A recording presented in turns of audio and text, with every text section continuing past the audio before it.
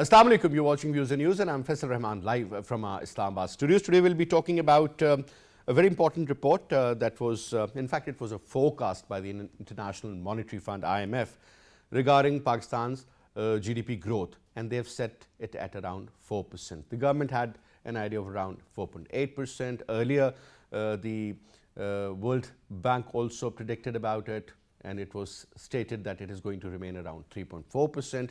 But now there are a couple of very important elements now. One, the high energy cost or the fuel cost, hovering well over $80 a barrel now. That is something that is affecting the overall inflation.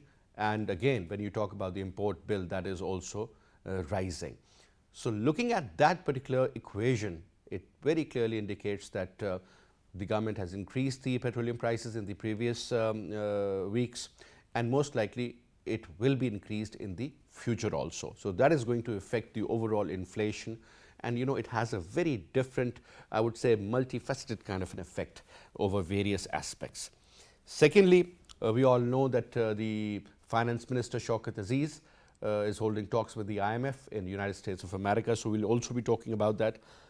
Perhaps there were rumors that Pakistan could be put under some sort of sanctions regarding a lot of issues. But how Pakistan plays now, that is also going to be very important. FATF, again, whether we like it, we don't like it, we admit it or we don't admit it, is a reality, and that sword is still hanging. Then you talk about, let's suppose, the future forecast regarding the gas or energy again. Obviously, in winters, there is a lot of domestic use, a lot of use of energy in the energy sector, or the use of gas in making the energy, and other than that, especially in the textile or other agencies like fertilizer for that matter, that is also going to be a challenge. Last but not the least is about the COVID-19 issue. Now the whole world is, in fact, has seen the effects of COVID-19. We all know how the work was affected, how the children remained home and the schools were shut down. But eventually things are opening up. And good news in Pakistan is that now the positivity rate of COVID-19 or the Delta variant, it has gone down well below 2%. Now, as far as exports are concerned or imports are concerned, the story is right in front of you. But one good news, again, talking about the purchasing power, but again, it leads to the import of the cars which Pakistan purchases from other countries or the dealers perhaps, and that has recorded the highest number, and that is something very significant. You talk about the domestic automobile sector. Again, the parameter is to judge that most of these companies, they have stopped taking the orders or the new orders, because when you talk about the assembly, they cannot produce those many which are required at the moment. So a lot of people are paying on. So that also reflects another very important factor. Talking about the overall economic indicators, are they improving? They're not. I think that is also going to be something very important. And one important factor again is about the dollar and rupee parity. It is hovering well over 171 rupees to a dollar, highest ever. But in the open market, when you talk about real purchase, despite the fact that the government has done a lot of effort, especially the Ministry of Interior, still what we have witnessed is that the dollar needs to be put under some sort of a check, because when you talk about open market, a lot of people just get it cashed. Like yesterday there were reports that around 100 people have been arrested just because of this, because they were involved in hundi hawala and money laundering. So this is something very important. Now, when you talk about the overall demands of IMF, I think that is the real question in our today's program. How to sort of lead forward, and what sort of an effect the finance minister can create, what sort of negotiation can take place also between Pakistan and the IMF delegation. But let me quickly introduce you to our panelists now. We have with us in our studio on my right is Ahmed Hassan Mughal Sahab, former president of Islamabad Chamber of Commerce and Industry. Mughal Sahab, pleasure to have you, sir. Thank you so much for your time. And on Skype we have with us Dr. Salman Shah, former finance minister. Dr. Sahab, Assalamu alaikum, and thank you so much for your time, sir. And we also have with us Ariba Shahid. She is a known journalist and especially in the field of economy. Thank you so much, Ariba, for your time also. Now, let me start off from you, Mughal Saab. First of all, this report. Inflation over 9%. This is what they predicted. And let's say around 4% of growth rate. Now, 4% is not what we require, but at least something is improving as far as the digits are concerned, sir. And then on top of the major areas which I listed during my introduction, I think they're also very important. Oil prices, IMF arm twisting, let it be like that. And then you talk about FATF issue, you talk about COVID problems or COVID related issues. But I would say the global economy in general is picking up slowly but surely. Your take, Mughal Saab. Definitely, it's unfortunate that the inflation rate has been increasing and the growth rate has been decreasing. But you've seen in these predictions are always over there. They're just a prediction, there's just a report. It's probably a marker for the government, to look into what they can do to improve the situation of the economy. If you're coming towards inflation, it's not only Pakistan that has been suffering from this probably almost double-digit inflation every month. It's, if you compare it to the European countries as well, there's been an issue of supply and demand. I talked to someone and we were talking about these containers that they go abroad. And they used to cost around $900 for a container, has gone up to almost $12,000 for a container. 12,000? Yes, that's what I was surprised about. And first of all, there's no availability. And if there is something available, then this is the cost. So you have to look into the transportation cost, transportation cost, and then you have to look into the global instability as well, especially in this region also, with Afghanistan being taken over by the Taliban over here. And then you see it used to be around $50–60 a barrel. It's gone up to almost 80 or more than 80. And that definitely has an effect in each and every item that you purchase in the market over here. And we're linked to the dollar as well. And most of our inputs are imported from abroad.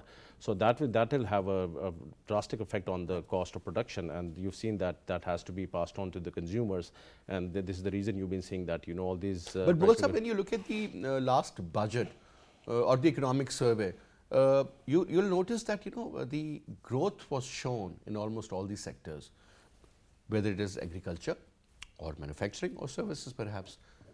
Do you think we are in alignment with that kind of a forecast now? Definitely, what I would say that these are surveys of mostly government surveys, and you have to be, probably take them with a pinch of salt as well. You have to look into if you've seen that this consumption has been increasing. Definitely with the population growth every year, the consumption is definitely going to increase. So we are expecting, but what you have to look into is that with the growth as well, you have to look into inflation, and definitely when there is growth, inflation is going to be increasing as well. So hopefully, with the forecasted targets that have been given by the government, we might be able to achieve them given the right conditions. And with the increasing in energy cost, I think it's going to be very difficult to control inflation. So basically, when you look at the ingredients required basically to bring in growth into the system, those ingredients, or rather the cost of those ingredients, is increasing. So perhaps it is going to directly affect the overall economy. Definitely. Now, coming to you, Dr. Salman Shah Saab, so you have been into this business for a very long time, and you have been the advisor to the Prime Minister on finance. You've been the Minister of Finance yourself. Now, so looking at the current digits, I mean, I think Pakistan has gone, or rather the whole globe has gone through a very tough time, especially the last 18 to 20 months post-COVID. Now, looking at the current numbers that the IMF has suggested, sir, do you think is that a healthy sign, or perhaps those could be improved? And if those could be improved, what needs to be done?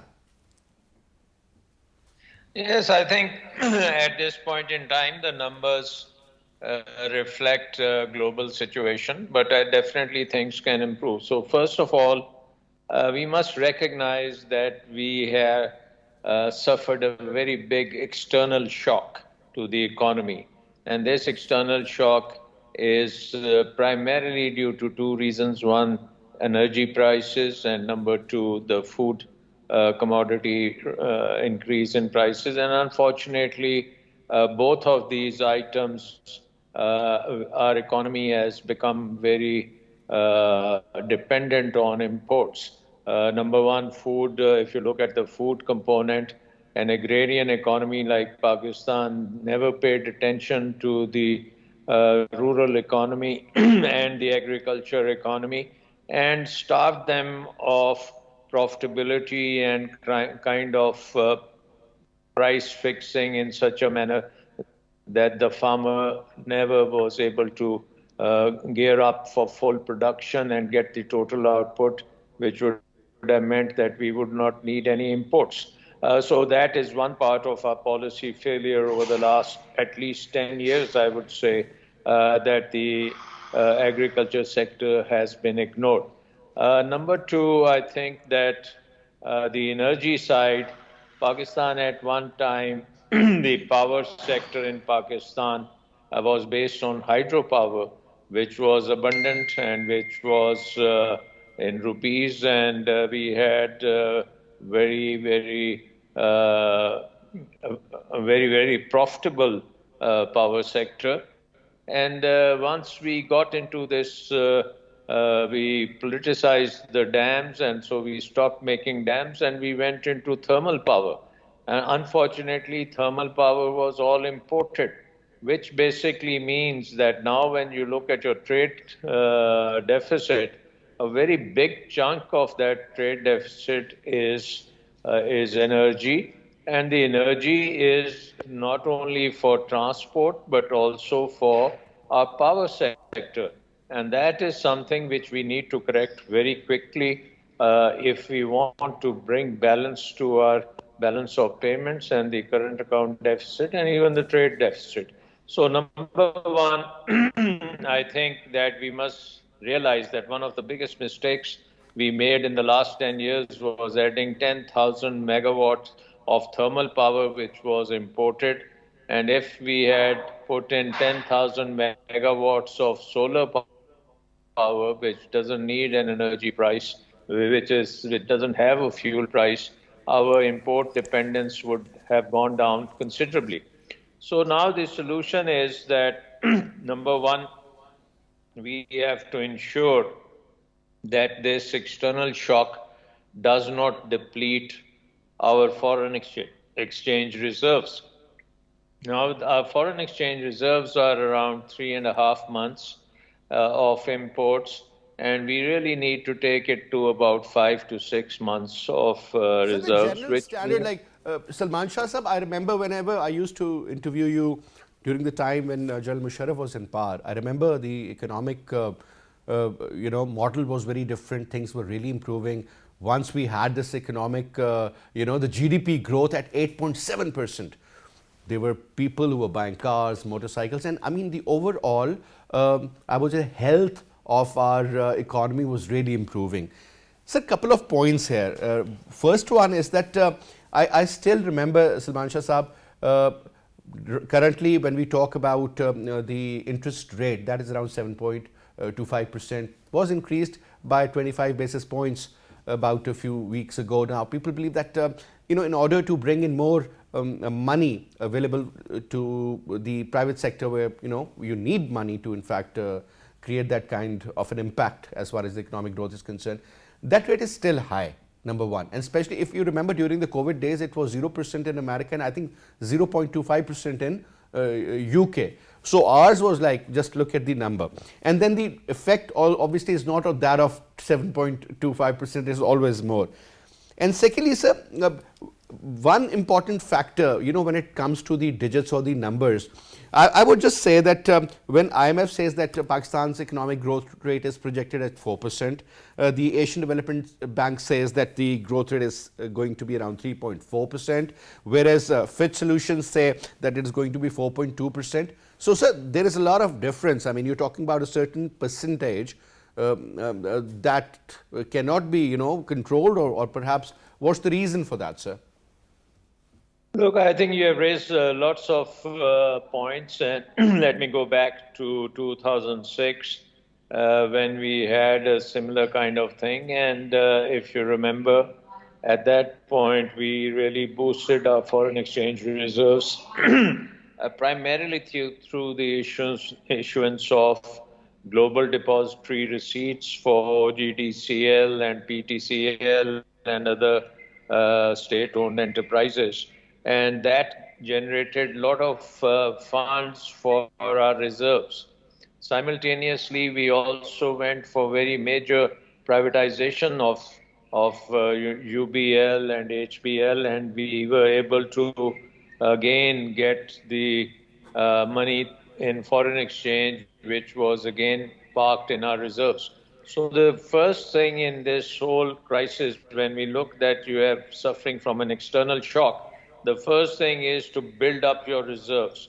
Now I'll come to interest rates later, but let's first focus on the reserve number. Now, if we were to do GDRs for all the oil companies we have, because right now their prices globally are much better, we will get a fairly good response, and within a matter of even less than 4 weeks, we can issue these.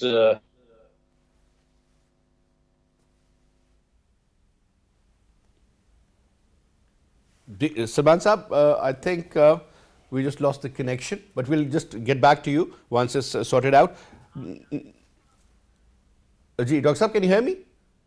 Ji Please ji carry on, I sir. can Carry hear on. you.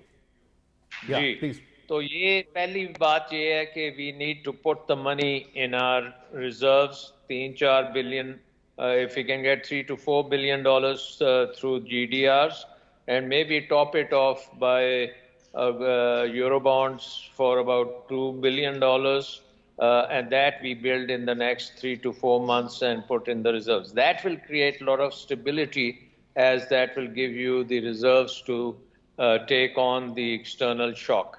Number two is that we can hope that this external shock will subside, because as we saw that in 2000, from 2013 to 2018, oil prices were really in the $25 to $40 range, and a lot of shale oil in America went out of business. Now, shale oil starts kicking in when the overall price exceeds $50, and now we are at almost $85. So I expect that in the next 3 to 4 months, a lot of shale production will come into action in the US, and this high energy prices will temper down, and maybe even United States will put pressure on OPEC to bring some relief over there. So I think if we do get that relief, then our growth rates will certainly be better than what the IMF and the World Bank and the ADB is saying, because we have always beaten their targets which they give us. So number one is building up the reserves. Number two is that we must take a handle on our energy sector's losses, and that's where we need to. I think we have done good work with the IPPs in trying to reduce their payments. We need to do much more. We need to reduce the losses by at least 10%, from 20% of total production to, let's say, down to 10%. And that is the way to curtail our circular debt, because circular debt is what is forcing the IMF to Circular debt is just like a put tumor, pressure sir. on us. We are feeding the tumor, unfortunately. That's the problem. Yes. So we have to be very, very drastic, and our power sector, we need to orient it more towards renewables than towards thermal power. And for that, I think we may have to revamp NEPRA and other institutions, so that we get the appropriate kind of renewables which don't require huge amounts of, they don't require any fuel. And that's I think, a very big relief. And if you take a look at the last 10 years, we added 10,000 megawatts of thermal power, whereas if we had added 10,000 megawatts of solar power, today our trade deficit would not be this big and we would easily manage things. So I think what we need to do, even in the short run, because solar power period is very short, you can, in 2 to 3 years, you can add 10 to 15,000 megawatts. But right now, our thermal power lobby is stopping that. So we need So to that is remove. another very unfortunate aspect also. But Salman Shah sir, if you allow me, sir, we'll also bring in Ariba Shahid now in the conversation. I'm so sorry, Ariba, we made you wait that long.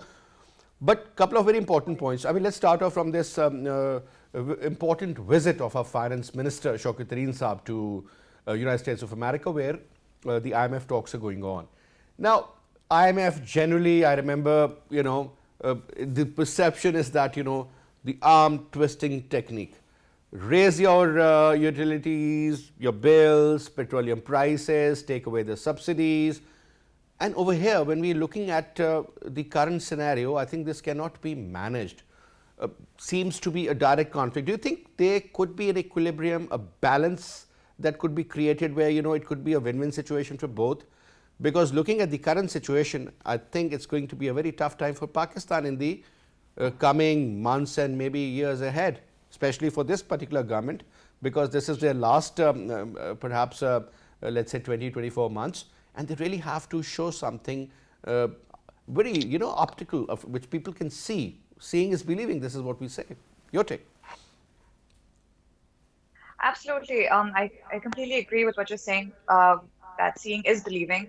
And unless the government does not provide any adequate economic relief to the people, it is going to be very difficult for them to re-elect themselves or to go ahead.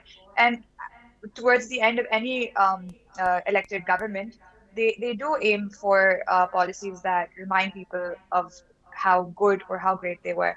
So considering all that, the fact that Shaukat was brought in right before these talks at a very difficult time is proof that what Pakistan is aiming to do is not let its arms be twisted, because Shaukat as a person himself is not someone that you can actually bully or bulldoze over. So what we can expect is that the IMF talks are not going to be one-sided. Pakistan's going to put their best foot forward, and they're trying to get whatever they're trying to get their voices heard as well, because absolutely right. At this point in time, we can't expect the government to be completely on board with raising tariffs, removing subsidies, especially considering how the inflation rate is going to be and how it's going to hover over time, considering how, as we've mentioned before, the transportation logistics costs have increased multifold, and in addition to that, commodity prices have gone over the roof.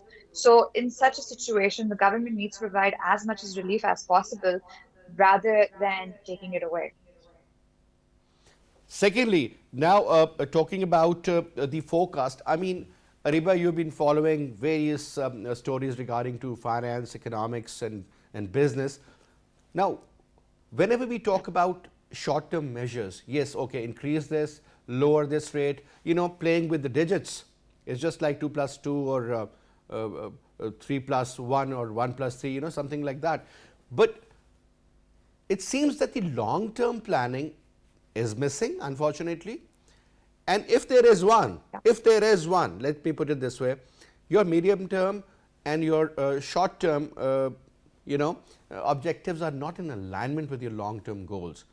I mean, this is the basic disconnect. We always talk about that if this is done, this is the way it should be done, this is what we will achieve after so many months or years or something. We can't do family planning here. Look at the population growth, look at the effects of the climate change. We are the 7th most vulnerable country. I mean, if I start putting on adding up rather, all these various elements that can hinder your growth rate, ma'am, there are more than a dozen. High energy cost, low productivity, low efficiency of the labor. I mean, there are so many issues. Let's throw light on that aspect. Absolutely. So any economic policy that is made today, so it depends on what policy making mindset you have. So policies could either have a short-term impact, a medium-term impact, or a long-term impact. Something that we've witnessed over the past few months after shock 3 has come in is that the policies are short-sighted and they're short-term. So consumption-led growth has been encouraged extensively. So this is a short-sighted policy. Previously, when we had Hafiz Sheikh, the policies that were made were tough, but they had long-term impacts that were supposedly good for Pakistan in the long run. So they were uh, they weren't quick fixes. They were long, painful fixes, but in the long run, they were paying off, and that is why we witnessed a 4% growth in GDP during the pandemic. So those fixes did work. But these short fixes, while being good in the short run, they harm you in the long run. You could call them steroids, to be very honest. So this is something that I've always felt that this current finance minister has been encouraging. But we will see what happens with the IMF as well. But keeping all that in mind, this is not the time for short fixes. We've also seen a change in the air in the state bank, where the state bank is itself encouraging consumption-led growth through various schemes as well. So you're absolutely right when we're saying that these are short fixes. And the things that are going wrong right now, they are going to multiply. And this is one prime factor behind the reason why we see uh, governments coming in, making roads, making underpasses, flyovers, because those are things that are tangible that people can see. But policy making that impacts the future generations is something that we lack. And that is something that has also crept into the economic policy making. So absolutely spot on. And our GDP growth will not be sustainable if we do not think long term. So this 4% is 4% in 2021, in 2022, and 5% in 2026. But like that will not be sustainable if these policies are short-sighted. All right. Now, Mughal Saab, another problem, and that affects directly and that affects indirectly both. That is about the weakening of rupee. Now, looking at the current development, I won't call it a very positive development. Rather, it's not positive. The relationship between Pakistan and United States of America, obviously our biggest trading partner, then EU, and obviously the kind of influence the Indians have over these two countries, or rather the increasing influence, let me put it this way, because Indians have a very strong lobby and they are trying their level best to put a check as far as our economic growth is concerned, and that is the name of the game. Whether we used to talk about geostrategic and then geopolitical, and then at the end of the day it was about geoeconomics. Now, sir, looking at the region, it seems the problem is still there. Looking at the kind of trade we which used to have with Iran or Afghanistan, that has significantly gone down. Forget about India. And when you talk about your imports, I mean, everything is right in front of you, and the expensive imports I'm talking about. Over here, sir, when you see dollar, let it be the market element that should determine the price. So it's right in front of you. Now the State Bank has to intervene. I still remember when Ishaq Dar was the finance minister, it went up to 106-7 rupees a dollar, and then around $3 billion were injected into the market, and it came well down into 2 digits. What I'm saying is, sir, that temporarily you can control, but in the long run, I mean, if this trend continues, sir, this is pretty worrisome. Definitely, we were talking about the previous government and Ishaq Dar being finance minister, and we've been artificially controlling the dollar, and it was not in parity being at 100 rupees, and it was not sustainable as well. So we had to, although people are very happy, it's at 100 rupees, and it's kept on going up and creeping up to 120. It went up to, and then it's gradually. Now it's predicting that by the end of the year it's going to be going around 185 rupees. That has been predicted by some people over here as well. So it needs to be there needs to be check and balance also, but we cannot artificially sustain it and keeping it down low. You coming into talking about India, the FATF issue. It is basically there's definitely it is more of a political issue. It is a political issue as well. There's more money laundering and no more terrorist financing going on in India. Then Pakistan is probably a small percentage of that if you compare it to India. Or everywhere you go into whatever they're doing by increasing the exports. If you take into account the people working in the US in the IT industry, most of them them are belong to India as well, and they do not let anyone in apart from Indian to get into the big companies over there as well. So that it has always And been, it's a reality, sir. Definitely. I mean, this chief economist of IMF, she is also an Indian. Definitely, and do you expect someone from India to give a positive review about Pakistan or giving any positive forecast about Pakistan? Definitely, it has always been a political issue. We need to look into other partners as well. Africa is a big economy over there. We need to look into that as well. There's been definitely a lot of programs done on that as well. That it's a big economy. People think that because we have a perception about Africa, that everybody is poor over there, but no, sir, they are doing so well. So these avenues we have to look into. We cannot just rely on the EU as well as US, because those are the ones who are really very much influenced by India. You consider the red list of Pakistanis traveling to the UK, even though there were more cases in India, but still, they got off the red list. There are so many examples, Mughal Sahab. We all know. I mean, it's a very biased world. Ethics, values, morals. It's all about the money. When it comes to dollars, it's all about the money. So they have to look into that. That if they take a decision against India, how are they going to be affected by it? So Pakistan has to have some people who they need to spend money on lobbying for Pakistan. So India does that. So we're lacking far behind in that aspect. And interestingly, sir, when you talk about, we always used to say that we need to put our own house in order. In fact, forget about the external issues which we cannot control, like the macro environmental factors. Unfortunately, they are beyond your control, but even the micro environmental factors which are well in your control are still not in your control. It's because we do not work as a nation. We're still not a nation. I would say that everybody's looking for their personal interest. Nobody's looking for the interest of our country. So these are the issues that are going to be faced, and countries like even probably in the future some smaller countries going to be better than Pakistan.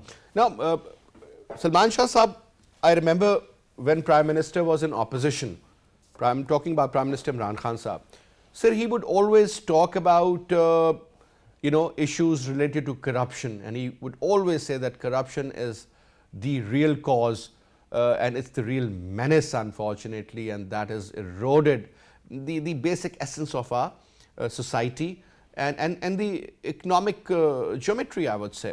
Over here, sir, unfortunately, this is what we've been hearing for the last so many months, almost 3 years, that Mia Saab is corrupt or XYZ is corrupt, and there were so many cases. Nothing can be proved, sir. Even if they have done it, it's a white collar crime, and it's not that easy to figure that out, sir. You spend more money on lawyers who are working abroad for you, and you end up getting nothing. Unfortunately, sir, don't you think the direction should change now? Forget about what they have done. If they have done it, they have to repay and let the courts decide. But sir, the government or their ministers should just focus on the betterment of the economy, sir. It seems that that connection is missing, number one.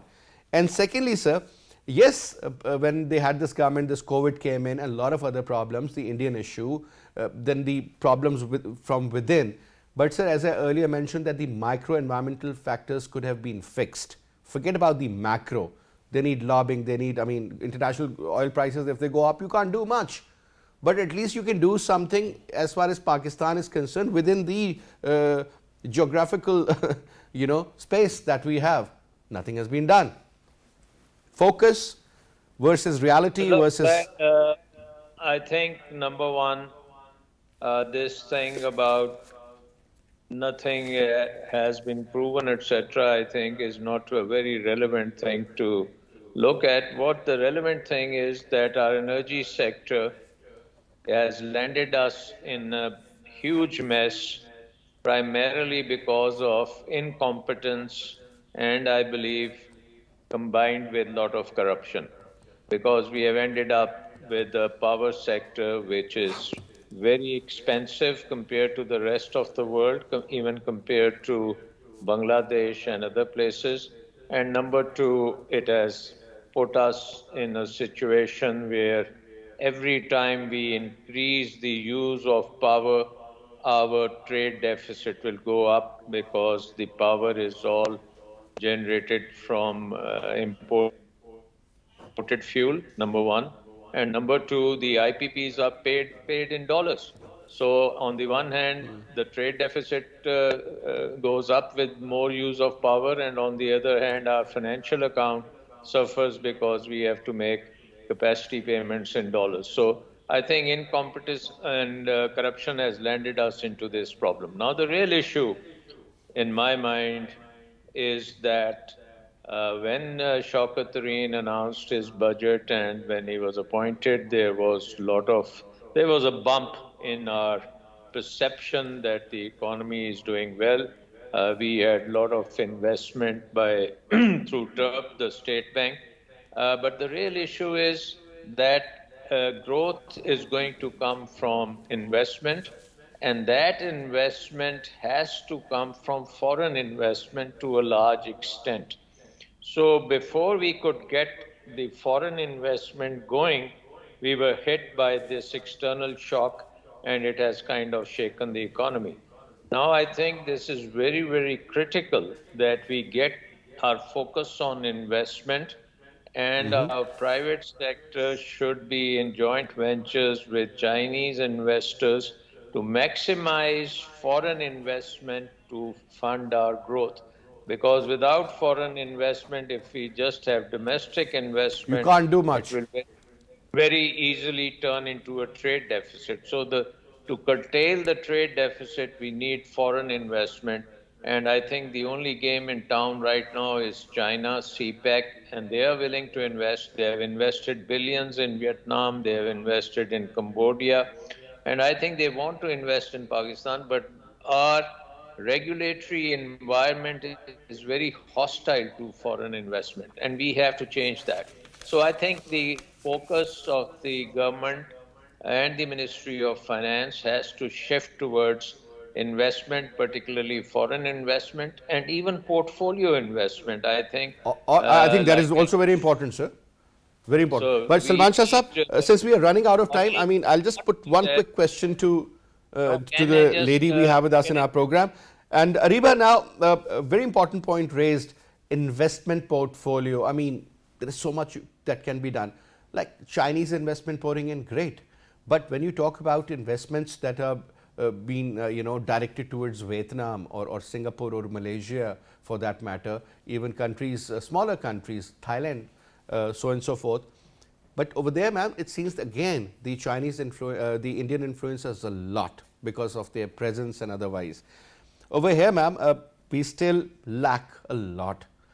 Now, quickly, ma'am, talking about the investment climate, I mean, I'll just give you one quick example before you reply. And that is that, whenever you read about the numbers or about what can be done, everything can be done and can be done brilliantly. Starting off from the marble or granite to the fishing industry in Karachi, from fruit and vegetable export to, I think, anything and everything. But ma'am, neither we are making brands nor we are working on that value addition.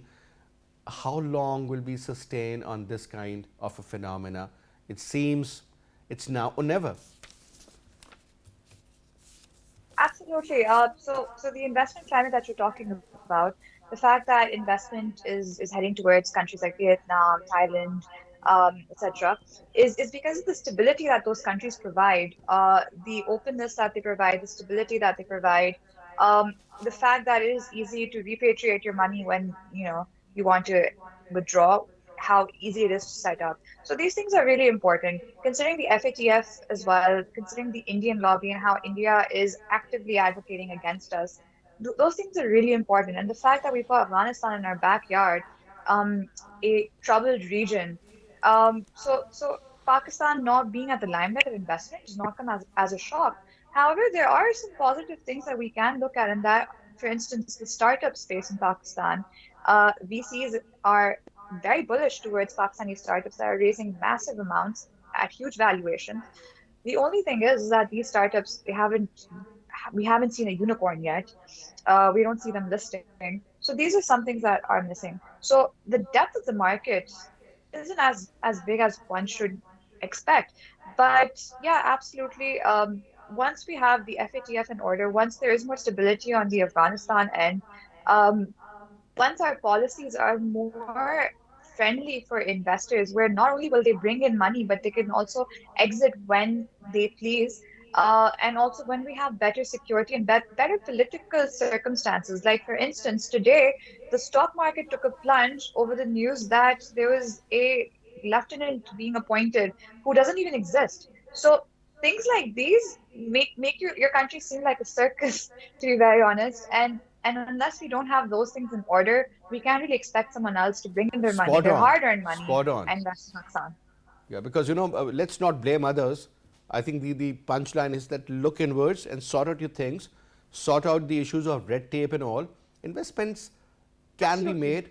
You need to give them that conducive environment. People should come in, people should see, because the impression and the perception really matters at the end of the day. Anyway, Ariba, thank you very much. Dr. Salman Shah, it was a pleasure having you. And thank you so much, Mughal Saab, for your presence as well. And that's all we have for this. I'll see you tomorrow at 8 to 5. Till then, you take good care. Khuda Hafiz.